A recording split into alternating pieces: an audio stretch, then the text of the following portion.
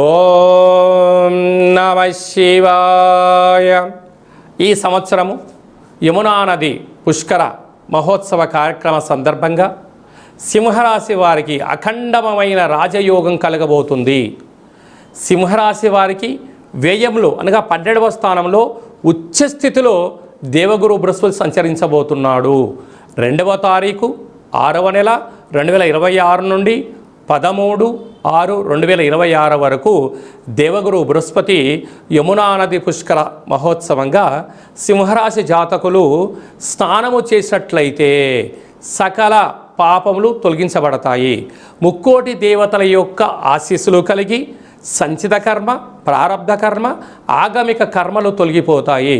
అదియే కాకుండా పుష్కర స్నానము జీవితం చరితార్థం అని చెప్పి కూడా గుర్తుపెట్టుకోగలగాలి. వ్యయంలో అనగా 12వ స్థానంలో గురువు సంచరిస్తున్నప్పుడు సింహరాశి వారు తప్పక చేయాలని చెప్పి గుర్తుపెట్టుకోగలగాలి. అలాగనే గతించిన పెద్దవారికి పిండ ప్రదానములు, దశదానములు చేయడం వలన సకల పితృదోషాలు, వంశదోషాలు తొలగిపోతాయి. ఆ చంద్రార్కము వరకు కూడా మనకు వంశాభివృద్ధి కలుగుతుందని చెప్పి గమనించాలి. భక్తులకు విజ్ఞప్తి, సింహరాశి వారు మీ వ్యక్తిగత జాతకరీత్యా యమునా నదిలో ఏ సమయంలో దిగాలో తెలుసా?